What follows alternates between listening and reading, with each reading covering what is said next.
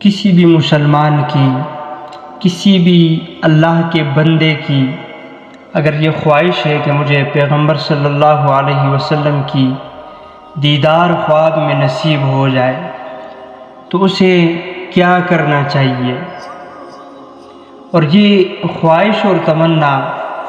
ہر مسلمان اپنے دل میں لیے پھرتا ہے۔ ہر مسلمان جو کسی نہ کسی درجے میں اپنے آپ کو مسلمان کہتا ہے، مسلمان ہے، جس نے کلمہ پڑھا ہے، تو کسی نہ کسی درجے میں اس کے دل میں یہ خواہش اور تمنا ضرور ہوتی ہے کہ مجھے پیغمبر صلی اللہ علیہ وسلم کی دیدار نصیب ہو جائے۔ جب ہم پیغمبر صلی اللہ علیہ وسلم کا تذکرہ سنتے ہیں، آپ کے صفات کو سنتے ہیں،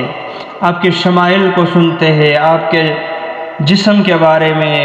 صورت کے بارے میں، سیرت کے بارے میں جب ہم سنتے ہیں تو ہمیں بیٹھے بیٹھے تمنا ہمارے دل میں آ جاتی ہے کہ کاش ہم پیغمبر صلی اللہ علیہ وسلم کے زمانے میں ہوتے، یہ حسن، یہ صورت، یہ سیرت، یہ کردار ہم اپنی آنکھوں سے بالمشافہ سامنے دیکھ لیتے۔ لیکن چونکہ وہ موقع ہمیں نصیب نہیں ہوا، اس کے لیے اللہ رب العزت نے کچھ اور لوگ تھے، ان کو چنا، ان کو اس زمانے میں پیدا کیا، اور ہمیں اس زمانے میں پیغمبر صلی اللہ علیہ وسلم کے بعد جب اتنا عرصہ بیت چکا ہے، ہمیں اس زمانے میں اللہ رب العزت نے پیدا فرمایا، لیکن اب بھی ہمارے دلوں میں یہ خواہش ہے کہ ہم پیغمبر صلی اللہ علیہ وسلم کو دیکھ کے پیغمبر صلی اللہ علیہ وسلم کی دیدار ہمیں نصیب ہو جائے۔ پیغمبر صلی اللہ علیہ وسلم کی دیدار کے لیے لازمی ہے کہ انسان شریعت کا پابند ہو، سنت پر عمل کرنے والا ہو، جو چیزیں بطور فرض اللہ کی طرف سے لازم ہیں انسان کے ذمے،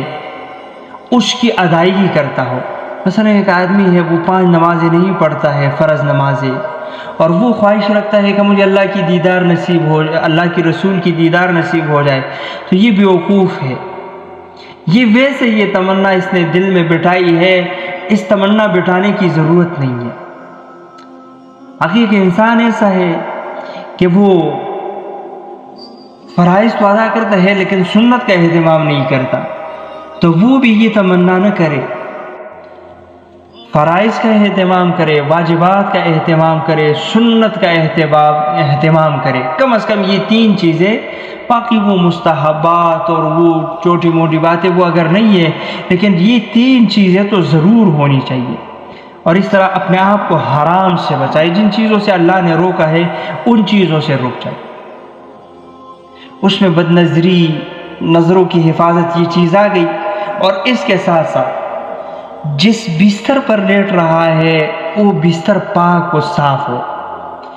جو کمبل اور چادر اپنے اوپر اوڑھ رہا ہے وہ بھی پاک صاف ستھرا ہو، اپنی تلائی پر اور گدے پر جو چادر بچھی ہوئی ہے وہ بھی صاف ستھرا ہو، اور یہ جو رات کو جو بنین پہن رہا ہے یا جو شلوار، جو چیز تہبند جو یہ پہن رہا ہے وہ بھی پاک صاف ہو،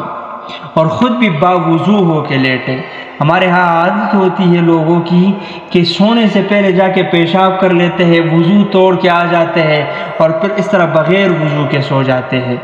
ایک تو وضو کر کے سونا، اس کی الگ فضیلت ہے۔ اللہ آسمان سے اس کے لیے ایک فرشتہ بھیجتا ہے، وہ اس کی چوکیداری کرتا ہے، پوری رات وہ فرشتہ اس انسان کے پاس کھڑے ہو کر جب یہ انسان کروٹ بدل لیتا ہے تو اس کے لیے دعائے مغفرت کرتا ہے یہ فرشتہ جس نے وضو کیا ہو۔ تو ایک تو وضو کا اہتمام، دوسرا جو لباس پہنتا ہے جسم، یعنی جسم اور اس پہ پہنا ہوا لباس، سونے کی حالت میں یہ چیزیں پاک ہونی چاہیے، تو تب جا کے دیدار نصیب ہوگی۔ ہم سمجھتے ہیں کہ صفائی نصف ایمان ہے، تو جب ہم بازار کو جاتے ہیں، شادی پہ جاتے ہیں، کسی پروگرام پہ گھر سے باہر نکلتے ہیں، تو وہاں صفائی نصف ایمان ہے، گھر میں صفائی نصف ایمان نہیں ہے، اور بستر میں سونے کے لیے تو صفائی بالکل ایمان جو ہے وہ ہے ہی نہیں، بالکل شرط، نصف کیا بلکہ 1% بھی جو ہے وہ شرط نہیں ہے۔ نہیں، ایسی بات نہیں ہے۔ جس طرح گھر سے باہر جاتے ہوئے صفائی نصف ایمان ہے، تو گھر میں اور بستر میں بھی صفائی اسی طرح سے نصف ایمان ہے، اس میں کوئی فرق نہیں آتا۔